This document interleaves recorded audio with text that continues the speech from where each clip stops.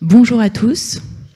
On va commencer cet atelier sur la présentation des travaux du groupe de travail prévoyance. Donc, bienvenue à cet atelier. Donc, avant de rentrer dans le vif du sujet, on va vous présenter brièvement le groupe de travail prévoyance. Donc, le groupe de travail prévoyance a été relancé l'année dernière au mois de septembre par Jean-Christophe Ducrot, qui malheureusement n'est pas présent aujourd'hui, et moi-même. Donc, ce groupe de travail a pour objectif d'échanger sur des sujets actuariels et techniques donc, liés à la prévoyance, mais également de communiquer sur ces problématiques et aussi d'échanger avec des instances telles que le Trésor sur des problématiques comme la dépendance. Donc, lors de la première saison, on a pu travailler sur des sujets très techniques comme la classification des provisions et les différences de classification entre les normes comptables, les ANC et on va dire des classifications plus actuarielles. On a également échangé avec le Trésor sur des problématiques de dépendance et notamment par rapport à la mise en place de tables de place. Et donc ces échanges ont donné lieu à la création du groupe de travail dépendance qui est animé par Laure Châtel et moi-même. Et si le sujet vous intéresse, je vous invite à nous rejoindre, sachant qu'on a une deuxième réunion de ce groupe de travail qui est prévue le 28 septembre prochain. Et enfin, donc, ce qui nous a vraiment animé au cours de cette première saison, c'est l'analyse de l'impact de cette réforme des retraites en cours sur le provisionnement en arrêt de travail. Donc ça va être l'objet des travaux que l'on va vous présenter aujourd'hui. Donc Vincent présentera, on va dire, l'avancement de la réforme des retraites et les premiers contours qui se dessinent sur cette réforme. Ensuite, je vous présenterai les premières mesures d'impact de cette réforme sur les provisions en arrêt de travail. Donc, sachant que ce sont des travaux intermédiaires, puisque les contours définitifs de la réforme ne sont pas encore totalement fixés. Et enfin, Guillaume rentrera plus dans le détail des problématiques techniques liées au prolongement des tables à utiliser en arrêt de travail. Voilà, donc je vais laisser la parole à Vincent pour rappeler justement le contexte actuel de la réforme des retraites. La réforme des retraites, tout le monde en a entendu parler, pas grand monde l'a encore vu. Elle a une histoire un petit peu compliquée. Vous vous rappelez sans doute, en mars 2020, un premier gouvernement Macron 1, une première tentative de réforme des retraites basée sur un changement de paradigme avec un régime à points, finalement abandonné suite à la crise sanitaire et à la contestation sociale.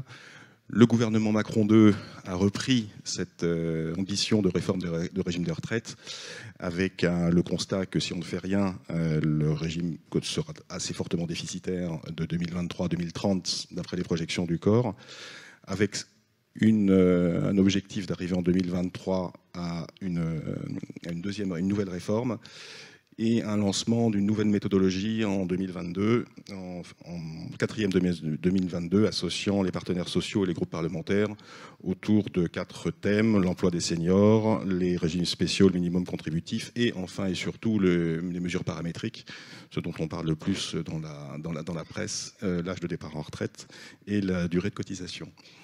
Le nouveau calendrier présenté par les pouvoirs publics et donc démarre dès à présent, l'objectif étant de valider la réforme en l'été 2023. Comme je le disais, 3 ateliers. Le calendrier indiqué en dessous indique que les ateliers normalement ont lieu au dernier trimestre de cette année, de manière à ce que le projet soit présenté aux parlementaires et discuté au premier trimestre de l'année prochaine afin de pouvoir être voté avant l'été 2023. Donc c'est un programme très ambitieux et donc je vais vous donner quelques idées, appréciations de ce qu'on connaît aujourd'hui sous l'angle des acteurs qui vont devoir l'intégrer dans le pilotage et le provisionnement des régimes de prévoyance. Donc les 3 points que je vais détailler en synthèse, repris sur cette slide, je vais les détailler dans la suite. l'âge de départ en retraite, la durée de cotisation, donc ça c'est des éléments paramétriques, la suppression ou la consolidation, on va dire, on va plutôt utiliser ce terme-là, des régimes spéciaux, et la hausse du minimum des pensions. Donc et l'emploi du senior. Je vais essayer ensuite, dans la suite du document, de reprendre chacun de ces points, de vous indiquer ce qui est acté, de ce qui est en cours de discussion et quel peut être l'impact prévisionnel sur les provisions des régime ou l'équilibre général des contrats de prévoyance collectifs. Donc le premier levier, je dirais pas le plus sensible, mais celui qui a le plus d'impact ou le plus d'écho dans la presse, c'est celui de l'âge de départ en retraite. Donc avec une réforme et un gouvernement qui envisage de repousser cet âge de départ en retraite, qui est actuellement de 62 ans. Donc la cible, ce qu'on sait aujourd'hui, c'est que la cible serait 64 ou 65 ans, avec une évolution progressive et une discussion en termes d'enjeux de négociation sur le sort des assurés qui sont actuellement en invalidité dans les contrats collectifs des entreprises. Donc ces deux points, en particulier ce dernier point sur le sort des assurés dans les contrats collectifs, nous amène à anticiper qu'il pourrait y avoir un impact relativement élevé sur les contrats de prévoyance collective, en particulier sur les provisions, si les invalides étaient également concernés par cet allongement de la durée, parce que ça signifie automatiquement une augmentation très forte des provisions déjà constituées pour les assurés en cours d'arrêt de travail. Le deuxième levier concerne la durée de cotisation. Il est actuellement nécessaire d'avoir cotisé un certain nombre de trimestres pour bénéficier d'une retraite à taux plein. C'était avec une augmentation progressive en fonction de la date de naissance. C'était la conséquence de la loi Touraine, la réforme Touraine de 2020.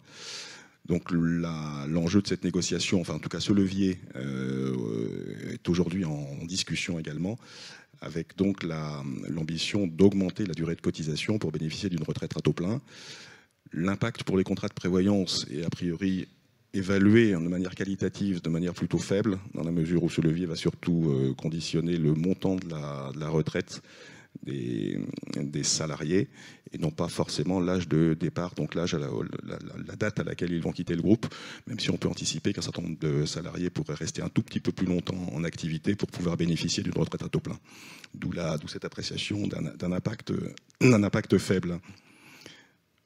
Concernant les régimes spéciaux, le gouvernement a un peu revu sa trajectoire ou sa philosophie. Plutôt que de les supprimer complètement et de les basculer dans un régime à points, l'ambition est de les consolider l'ensemble des régimes spéciaux au sein d'un régime général de la fonction publique qui viendrait donc compléter les deux autres grands régimes de retraite que sont celui des salariés et celui des indépendants, avec un point de discussion, et vous en avez sans doute entendu parler, l'application de la clause du grand-père, qui consisterait à conserver le bénéfice des anciens régimes de retraite pour les salariés en activité jusqu'à leur départ en retraite, et n'appliquer donc les nouvelles conditions de retraite que uniquement aux nouveaux embauchés.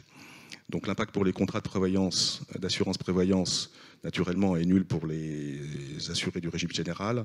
Donc il sera ensuite, comme je l'écris, plus ou moins élevé suivant le sort qui sera réservé aux actuels actifs, c'est-à-dire clause du grand-père ou pas clause du grand-père. Et naturellement, ça dépendra du positionnement des assureurs sur ces marchés, en particulier la protection sociale territoriale ou hospitalière. Un autre levier qui est en cours de discussion concerne la pénibilité. C'est un point également dont on parle pas mal dans la presse.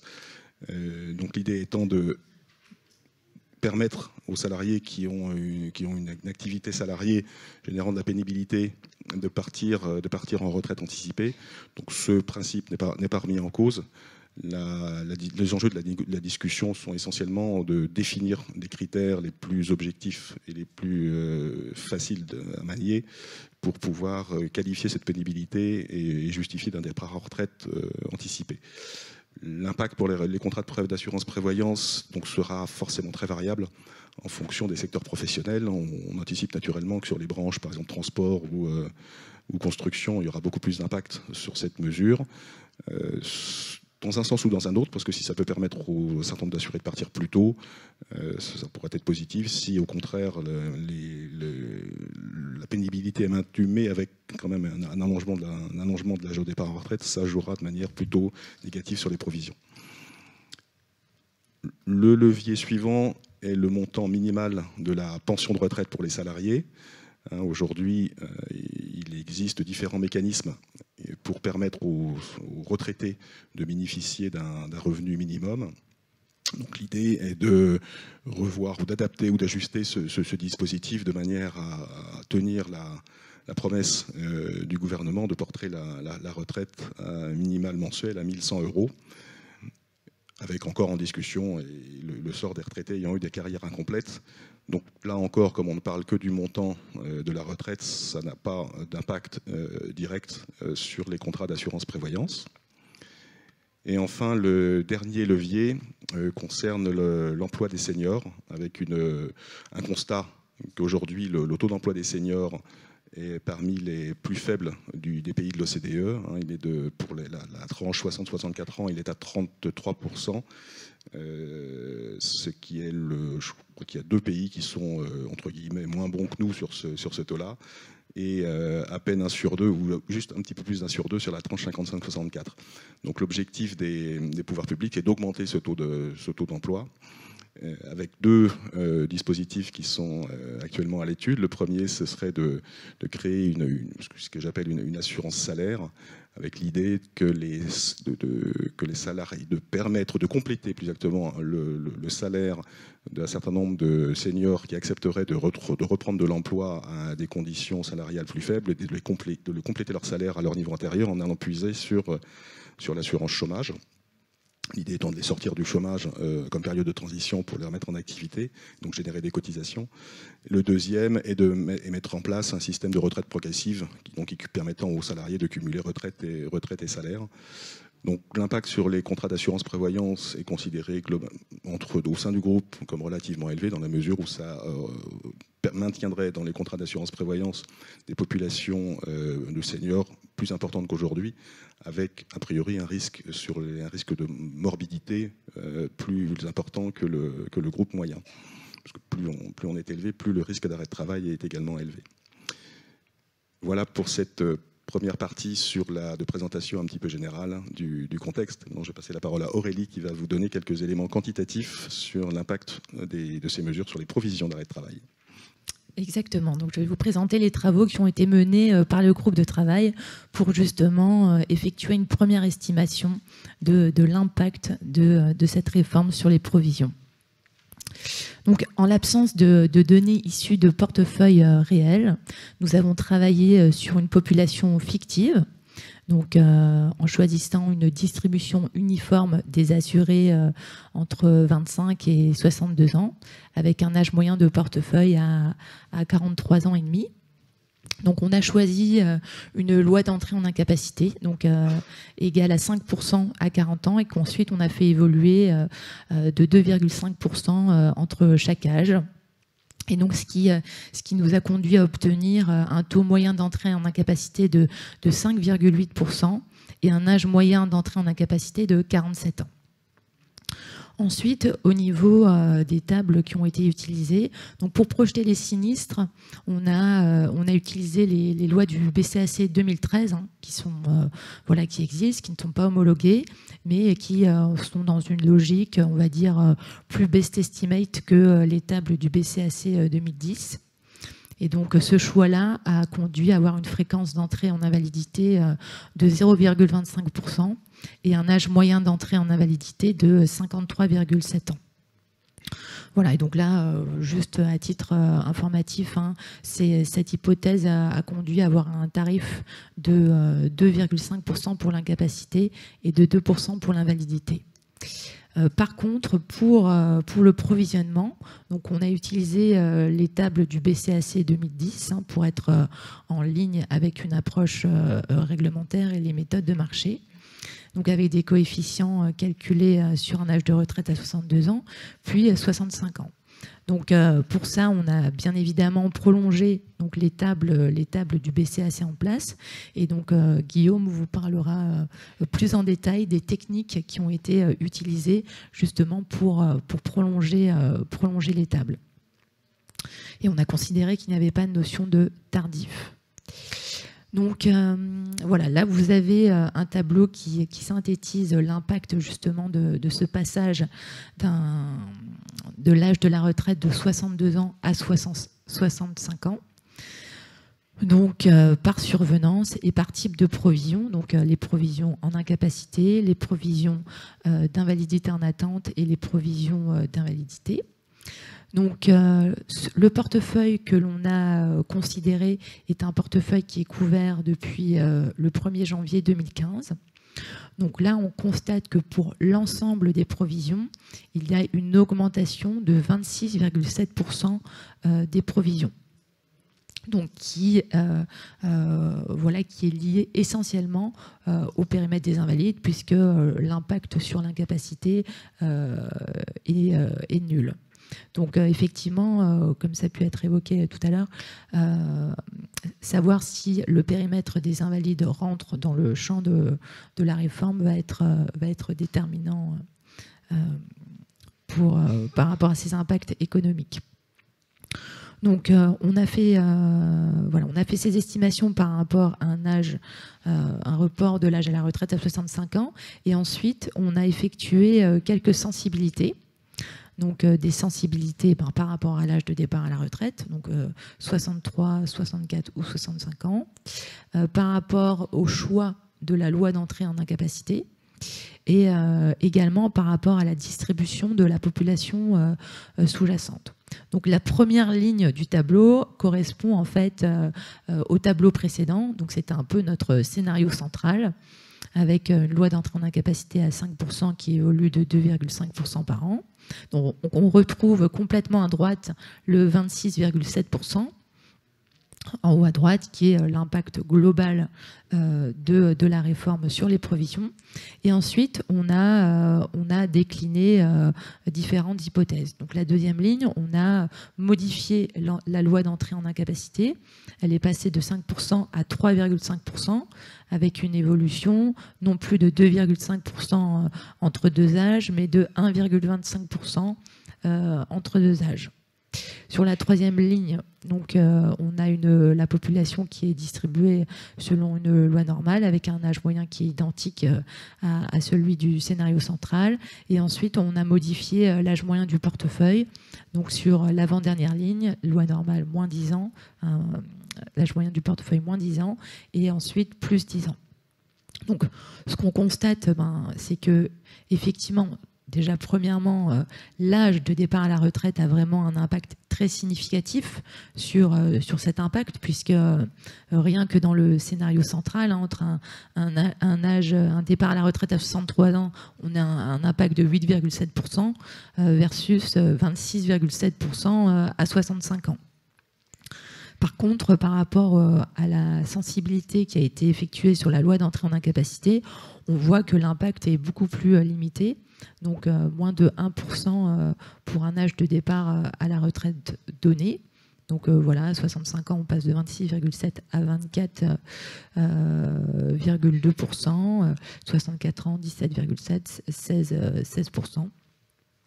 Et enfin, plus le portefeuille est vieux, plus l'impact du report de l'âge à la retraite est important. Donc c'est ce qu'on peut constater notamment sur les dernières lignes, avec notamment la toute dernière ligne où on mesure un impact à 31,2% quand on vieillit le portefeuille. Donc là, les résultats que je viens de vous présenter, comme je l'ai dit, ont été effectués sur un portefeuille fictif. Donc l'idée maintenant pour nous, c'est d'essayer de confronter ces résultats à des portefeuilles réels. Donc pour cela, on est en train de lancer une enquête au niveau de l'Institut des actuaires pour justement pouvoir mettre en perspective ces résultats par rapport à des portefeuilles réels. Donc on a construit un questionnaire avec 6 grands types de questions. Quel est le type de portefeuille ? portefeuille? Est-ce que c'est un portefeuille individuel, collectif? Est-ce que c'est un portefeuille emprunteur? Quelles sont les caractéristiques des assurés sous risque? La proportion homme-femme, cadre, non-cadre, l'âge moyen? Comment, au sein de vos structures, vous pouvez modélisez-vous justement les taux d'incidence en incapacité, invalidité? Donc, est-ce que justement vous êtes plutôt sur une modélisation par l'incidence ou plutôt par des lois de passage? Et ensuite, quels sont justement, à un niveau global portefeuille, les impacts que vous obtenez, d'une part sur les provisions, donc justement pour pouvoir challenger ce 26,7% qu'on a vu tout à l'heure, mais également sur les tarifs, donc, puisque cette réforme aurait également des impacts sur les tarifs. Et enfin, si vous êtes enclin à partager plus largement les résultats de vos études avec le GT Prévoyance. Donc là, c'est ce questionnaire, là, il est en phase de test au sein de la commission technique Prévoyance. Donc voilà, on a déjà eu des tout premiers résultats, mais on va élargir le périmètre de cette enquête dès le premier trimestre 2023 à l'ensemble de la communauté actuarielle. Donc je vous invite, quand vous recevrez ce questionnaire, à bien vouloir y répondre, et voilà, ce qui donnera lieu à d'autres échanges, d'autres présentations, et ça permettra de faire avancer aussi nos analyses et nos connaissances sur le sujet. Donc maintenant, je vais laisser la parole à Guillaume, voilà, qui va rentrer plus dans le détail des modalités techniques de prolongement des tables. Merci Aurélie.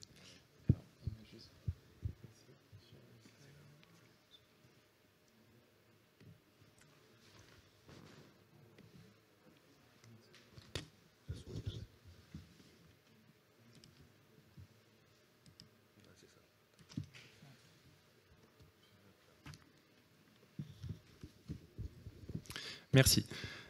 Alors, moi, je vais vous parler un petit peu de techniquement comment on peut faire pour extrapoler les tables, puisque avec la réforme des retraites, en fait, on va devoir disposer de tables qui vont jusqu'à 67 ans ou au moins 65 ans pour la partie invalidité.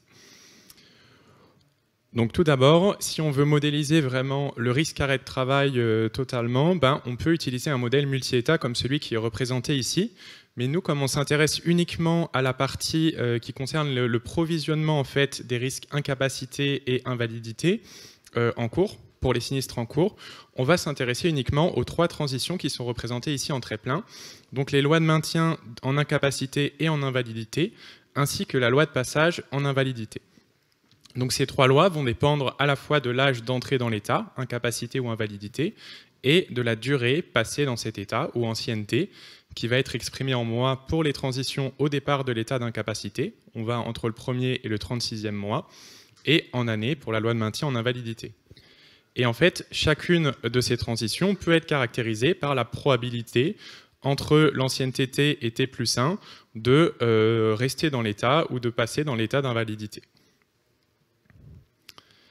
Alors, pour revenir un petit peu sur le détail, Aurélie a évoqué un petit peu les tables qui sont utilisées. Alors, il faut savoir qu'il y a eu pas mal de travaux qui ont été faits pour obtenir des tables justement aux grands âges pour le risque arrêt de travail.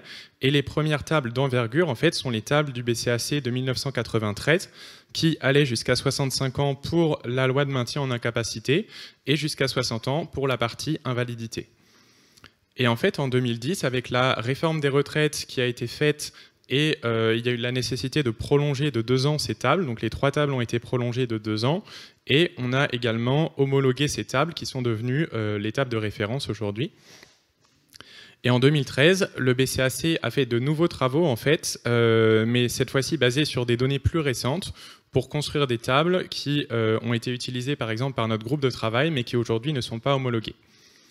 Et enfin, en 2017, le groupe de travail prévoyance de l'Institut des actuaires a déjà un petit peu anticipé les choses sur la réforme des retraites et a prolongé jusqu'à 70 ou 71 ans les tables qui avaient été faites, les tables 2010 en fait, les tables réglementaires. Donc pour reprendre un petit peu les notations, donc je vous ai parlé des probabilités de transition ou de maintien dans l'État. on peut définir la probabilité de sortie de l'état, qui est simplement 1 moins la probabilité de maintien dans l'état, donc pour l'état d'incapacité et d'invalidité.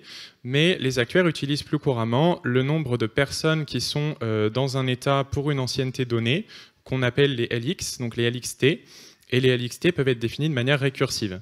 Et en fait, ce sont en général les LXT qui apparaissent à la fois dans le calcul des provisions et par extension dans les tables, donc on parle en termes de LXT. Et donc c'est de manière assez naturelle que les travaux qui ont été faits en 2010 et en 2017 pour prolonger les tables ont souhaité prolonger directement les LXT en faisant une régression affine. Donc en fait, on a pris chaque ancienneté séparément, on a fait une régression sur tous les âges et on a dit on va prendre le résultat de ce modèle de régression pour les âges extrapolés pour prolonger la table. Donc jusque-là, pas de problème avec cette approche, sauf que quand on creuse un petit peu, on voit que c'est une approche qui présente quand même pas mal de limites. Tout d'abord, le fait d'extrapoler indépendamment pour chaque ancienneté les LXT font que quand on passe d'une ancienneté à l'autre, on peut avoir des LXT qui sont croissants entre deux anciennetés consécutives. Et ça veut dire des taux de sortie négatifs. D'accord ? Donc ça n'a pas vraiment de sens mathématiquement. Ensuite, le fait d'utiliser un modèle de régression, ça fait qu'on peut avoir un saut en fait entre les observations du modèle de régression, donc qui sont les taux de la table, et puis les taux extrapolés qui sont le résultat du modèle. Donc on a un saut entre le dernier âge de la table et le premier âge extrapolé. Et enfin, comme on fait une extrapolation séparément pour chaque ancienneté, on n'a aucune garantie d'avoir une cohérence entre les anciennetés puisqu'elles proviennent de modèles qui sont indépendants. Alors, une première solution en fait pour résoudre tous ces problèmes, c'est enfin pas tous ces problèmes parce qu'on verra le dernier problème est un peu plus compliqué, c'est d'extrapoler non pas les LXT mais plutôt les QXT en fait, qui sont donc les taux de sortie de l'état. Et donc on va le faire en appliquant au préalable à ces QXT qui sont des probabilités, une transformation logistique.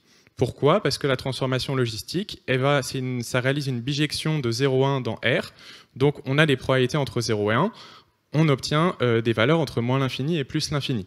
Pourquoi c'est intéressant ? Parce que du coup, quand on fait la transformation inverse, donc qui est la fonction qui à x associe exponentielle x sur 1 plus exponentielle x, ça c'est une quantité qui est toujours comprise entre 0 et 1. Et donc avec cette méthode, si on fait d'abord la transformation logistique et ensuite à la fin la transformation inverse, on est garanti d'avoir des probabilités qui restent entre 0 et 1.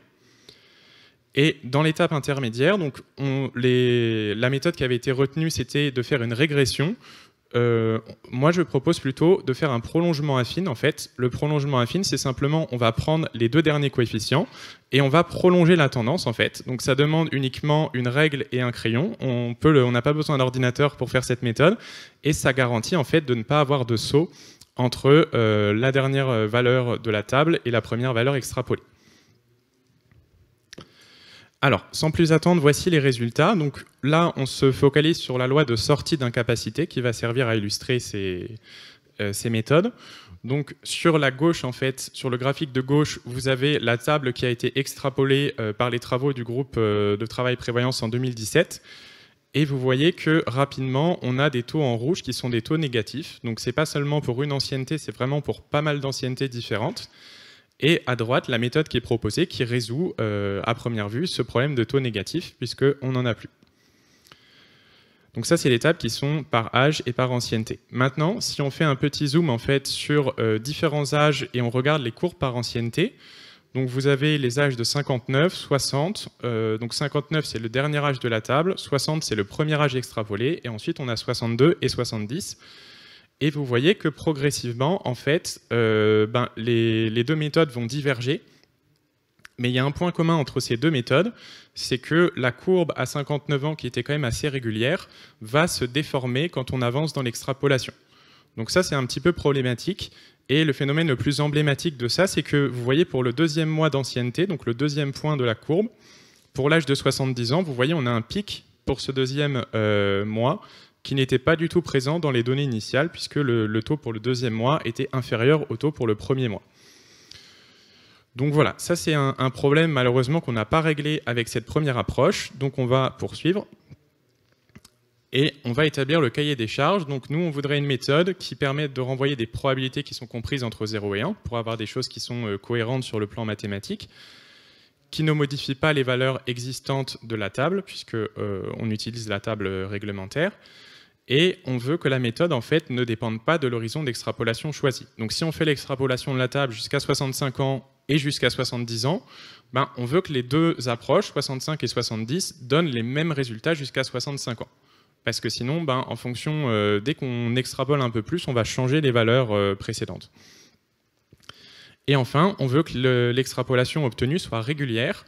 Donc, il ne faut pas qu'il y ait de saut entre les différents âges, mais il ne faut pas qu'il y ait de saut non plus entre les différentes anciennetés. Et c'est ça qui fait un peu défaut à la méthode qu'on vient de présenter. Alors, pour cette notion de régularité, on va se tourner vers une méthode bien connue des actuaires, qui est le lissage de Whitaker-Anderson. Puisque, pour rappel, qu'est-ce que c'est qu'une méthode de lissage? C'est une méthode en fait, qui va essayer de diminuer l'impact des fluctuations d'échantillonnage sur le signal. Si j'utilise des termes venant du traitement du signal, on essaye de maximiser le ratio signal sur bruit. Et donc pour ça, on va essayer d'optimiser une quantité qui est la somme d'un critère de fidélité aux observations. On veut être le plus proche possible des observations initiales, et un critère de régularité qui nous permet du coup d'imposer, d'avoir une forme régulière à notre courbe. Et donc là, vous voyez sur le graphique de droite, vous avez pour 3 valeurs du paramètre de lissage le résultat. Et vous voyez que ce lissage, en fait, donc ça c'est vraiment pour des données qui ne sont pas les données arrêt de travail, mais c'est pour illustrer un petit peu l'impact de ce paramètre de lissage. Et vous voyez, si vous donnez vraiment un poids très important à ce critère de régularité, ben, notre courbe en fait tend vers une droite. Parce qu'une droite, c'est ce qui est parfaitement régulier au sens du lissage de Whitaker-Anderson. Et si jamais on veut extrapoler le résultat d'un lissage comme celui de Whitaker-Anderson, ben, en fait, la solution qui mathématiquement qui donne le meilleur résultat, la meilleure régularité, c'est simplement la méthode qu'on a utilisée avant, qui est de prolonger en fait la tendance des 2 derniers points asymptotiquement. Et donc on a une asymptote, une droite oblique comme asymptote, et en une dimension c'est très facile à faire, et c'est une solution donc qui répond à l'ensemble du cahier des charges précédent. Sauf que nous, on s'intéresse à l'extrapolation d'une table en 2 dimensions, et donc il va falloir aller un peu plus loin et regarder qu'est-ce qui se passe dans le lissage de Whitaker-Anderson en 2 dimensions.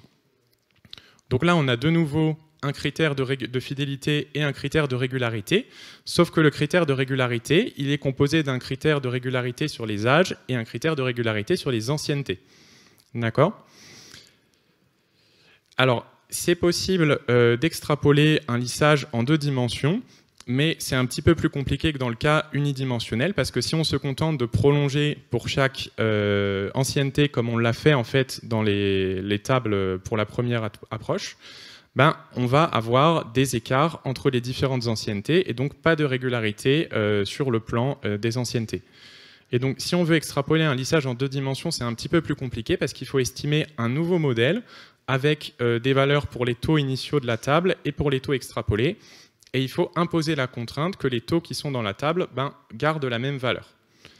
Et en plus, il faut travailler en termes d'accroissement plutôt que de taux directement, parce que sinon, on a une solution qui dépendrait de l'horizon d'extrapolation. Donc je vous passe un petit peu les détails, mais en tout cas, c'est possible d'extrapoler un lissage en 2 dimensions, et c'est ce qu'on peut utiliser pour résoudre ce problème. Alors, sauf que là, je vous ai présenté comment extrapoler un lissage, sauf qu'un lissage, on a des données. Ici, on n'a pas des données. On a simplement le résultat du modèle, qui est la table qui a été construite en 1993 ou en 2010. Et en fait, il va falloir faire un certain nombre d'hypothèses pour utiliser ces résultats. La première de ces hypothèses, on va supposer que cette table a été obtenue par un lissage de Whitaker-Anderson en 2 dimensions. Donc ce n'est pas vraiment le cas. Pour les tables de 2013, c'était bien un lissage de Whitaker en 2 dimensions qui a été utilisé. Par contre, les tables de 93, c'était plutôt des lissages en 1 dimension, mais une dimension, mais ce n'est pas très grave. Et par contre, une deuxième hypothèse qu'on fait, c'est que les poids qui ont été utilisés pour le lissage sont des poids unitaires, donc on se place dans le cadre d'une régression. Donc ça veut dire qu'on a la même quantité d'informations pour chaque âge et chaque ancienneté de la table. Sous ces 2 hypothèses, en fait, on peut réussir à relier en fait, notre problème d'extrapolation à l'extrapolation du lissage. Donc on va avoir une approche en 2 étapes. Tout d'abord, on va essayer de retrouver les paramètres de lissage qui auraient été utilisés pour construire la table. Donc ça, on va regarder la volatilité des taux qui sont dans la table. Si vous voyez qu'il y a beaucoup de fluctuations dans la table, ça veut dire que le critère de régularité n'était pas très important et donc on a un petit paramètre de lissage. Si la table est très régulière, ça veut dire qu'on a utilisé un paramètre de lissage très fort. Et une fois qu'on a retrouvé ces paramètres de lissage, on peut appliquer l'extrapolation en 2 dimensions, dont voici les résultats. Donc j'ai rajouté sur la droite en fait les résultats donc, de cette deuxième méthode qui est une extrapolation en 2 dimensions de la table. Et vous voyez que contrairement aux 2 approches précédentes, entre 59 ans et 60 ans, on va avoir des taux qui restent à peu près les mêmes que le dernier âge de la table, donc il n'y a pas de saut.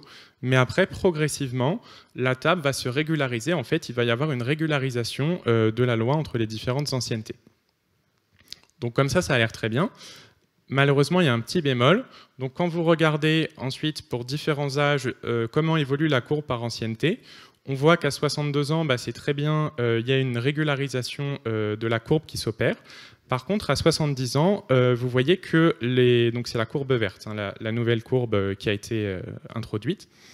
Vous voyez qu'à 70 ans, on va avoir pour l'ancienneté 36 un taux qui a été vraiment réduit par rapport au taux original. Donc on avait un pic à 59 ans pour la 36e ancienneté, parce que c'est l'ancienneté un petit peu charnière où on peut passer en invalidité ou pas. Et là, en fait, ce pic n'est plus présent dans la table à 70 ans. Donc ça, c'est un problème, malheureusement. Et c'est parce qu'on a un lissage, une méthode de lissage, ça essaye de régulariser, mais on n'a pas dit au modèle en fait, qu'on voulait garder un pic à 36 ans, à 36 mois. Et donc, il faudrait, si on veut développer un petit peu cette méthode, faire comprendre au modèle qu'on veut garder les pics à 1 mois et 36 mois, parce que ça fait partie des caractéristiques du risque arrêt de travail. Donc pour reprendre un petit peu ce qui a été présenté, donc la méthode qui a été utilisée en 2010 et 2017 pour extrapoler les tables donne malheureusement des taux qui peuvent être négatifs, des taux de sortie qui peuvent être négatifs. Une première solution qu'on propose, c'est simplement de faire une transformation logistique et un prolongement affine des taux de sortie plutôt que des LX de la table. Et une deuxième méthode peut s'appuyer sur l'extrapolation des lissages en 2 dimensions pour proposer une méthode qui soit régulière à la fois sur les âges et les anciennetés.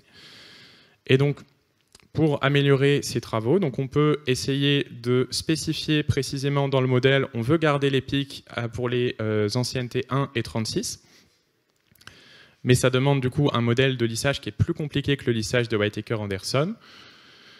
Et une autre difficulté que je n'ai pas abordée ici, c'est que par exemple la loi de maintien en invalidité, c'est une table qui n'est pas rectangulaire mais qui est triangulaire, parce qu'en fait on a des valeurs uniquement lorsque l'âge atteint est supérieur à l'âge d'entrée en invalidité. Et donc pour l'extrapoler, ça demanderait une réflexion supplémentaire pour voir comment adapter ces méthodes. Voilà, je vais repasser la parole à Aurélie pour la conclusion.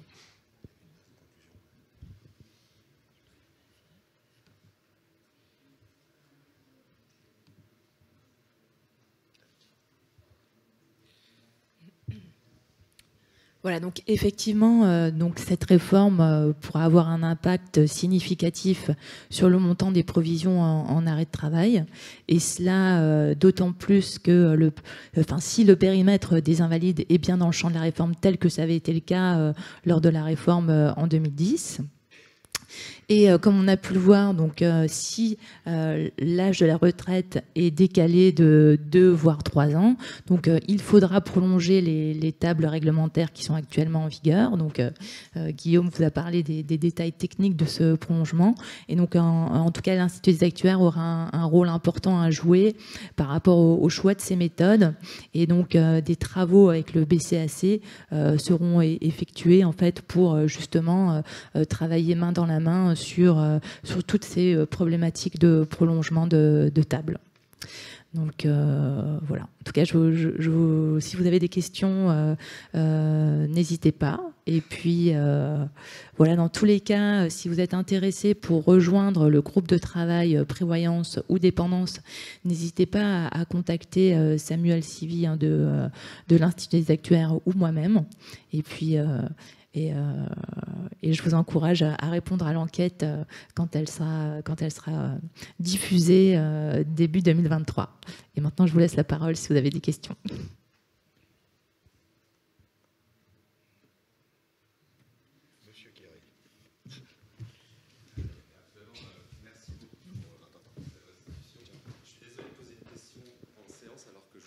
En groupe de travail, mais j'ai pas été assidu, alors je suis un mauvais élève, donc vous me pardonnez. J'ai une question parce que dans le contexte du prolongement des tables, alors qu'on constate des classements en invalidité qui interviennent de plus en plus souvent avant les 36 mois, comment vous pensez qu'on peut éventuellement estimer cet impact? Parce que je crains que dans le contexte de réforme, il y ait une tentation des CPM de classer assez massivement plutôt des personnes en invalidité, peut-être dans une forme de compensation de l'employabilité des seniors. Et ça, les tables, elles le géraient déjà pas très bien. Et donc, en les prolongeant par rapport à la base, j'allais dire historique, est-ce qu'on ne sous-estime pas l'incidence en invalidité? Est-ce que c'est un sujet qui pourrait être pris en compte dans ces travaux futurs? Et effectivement, on peut intégrer des scénarios qui intègrent cette problématique. Et après, je pense que ce sera aussi un point à prendre en compte dans les réflexions qui seront menées avec le BCAC pour avoir les tables, on va dire, les plus proches possibles de la réalité des portefeuilles. Oui, ce que tu mets en exergue, c'était une modification du comportement de la Sécu dans le classement. On pourra faire des études de sensibilité a priori, mais malheureusement, ce n'est guère qu'a posteriori qu'on se rendra compte de la matérialité de ce changement de comportement qu'on pourra intégrer dans des tables, parce que par principe, les tables s'appuient sur un historique stable et stationnaire. Donc cette modification pourra être prise sous forme d'études de sensibilité, et ensuite libre à chaque établissement de l'intégrer dans ses propres scénarios pour l'évaluation de ses engagements en titre de la prévoyance.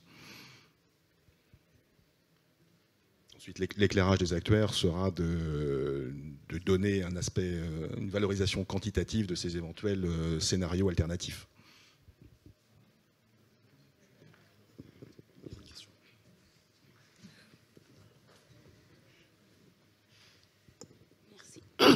Oui, bonjour, merci pour cette présentation. Moi, j'ai eu une question parce qu'en introduction, vous disiez que si la réforme des retraites passe par une augmentation de la durée des cotisations, ça aurait peu d'impact en prévoyance. Je ne comprends pas pourquoi, en fait.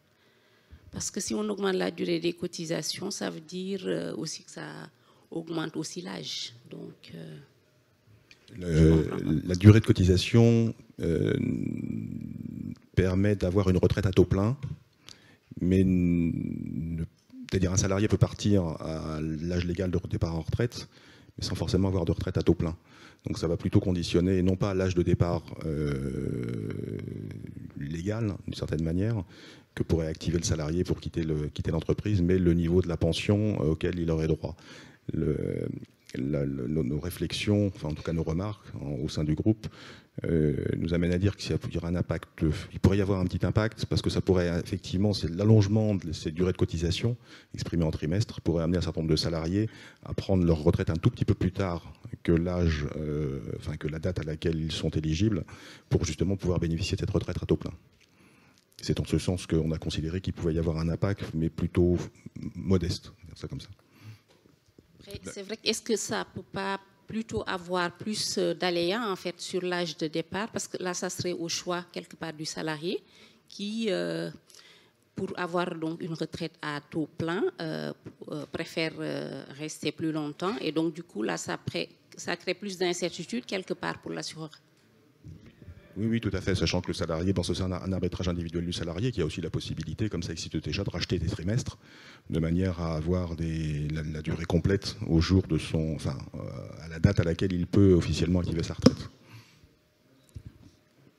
Oui, j'avais juste une petite dernière question. Là, quand vous avez pris l'hypothèse de 2,5 entre deux âges en incapacité, est-ce que c'est une hypothèse que vous avez constaté par ailleurs, objectivable, ou bien c'est sur quelle base en fait cette hypothèse de 2,5? Oui, c'était par rapport à l'observation d'une moyenne sur un portefeuille réel.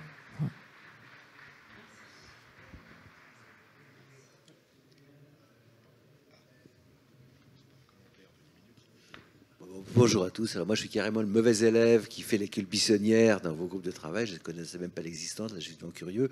Mais je vous écoute avec intérêt.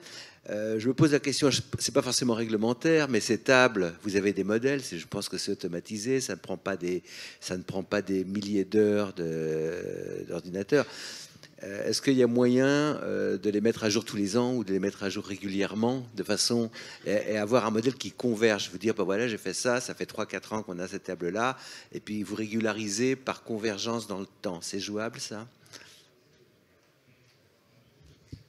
On peut, si le modèle est construit en fait et qui marche et qu'il n'y a pas d'évolution significative, je fais notamment référence à la dernière question sur le fait qu'on passe en invalidité les gens un peu plus tôt.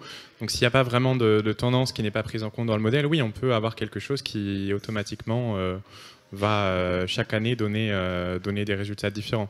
Et on peut aussi avoir une approche de type crédibilité en fait qui va en fait faire la moyenne entre ce qu'on pense être la vraie loi et puis qui a été donné par le modèle et puis ce qu'on utilise actuellement sur la base des données. Donc je me suis mal exprimé. Moi, l'idée, c'est de refaire le modèle tous les ans, et quand il y a un texte réglementaire qui demande d'adopter la loi, comme vous avez un modèle qui a vécu tous les ans, vous pouvez reprendre ce modèle-là et le proposer. Oui, alors la difficulté, c'est que l'Institut des actuaires en tant que tel n'a pas accès aux données sources sur lesquelles est appliqué le modèle. Ce qu'a fait Guillaume, c'est qu'il a extrapolé la modélisation, qui est aujourd'hui la propriété pleine et entière du BCAC. C'est lui qui a la responsabilité du recueil des données, c'est lui qui aujourd'hui applique ces modèles. Alors tout l'enjeu pour nous va être de proposer nos bons et loyaux services au BCAC, avec effectivement cette perspective qui serait tout à fait légitime, d'avoir une actualisation plus rapide, plus fréquente et peut-être un petit peu plus de transparence sur la manière dont sont calculées ces tables-là. Voilà, après juste au-delà de la problématique du prolongement des tables, les structures qui travaillent avec des tables d'expérience remettent finalement à jour régulièrement les tables avec lesquelles elles provisionnent. Donc, et il y a un suivi annuel qui est effectué et qui permet notamment une mise à jour en tout cas plus régulière des tables utilisées dans le provisionnement et les tarifs. Après, effectivement, au niveau réglementaire, on n'est pas sur ce rythme-là.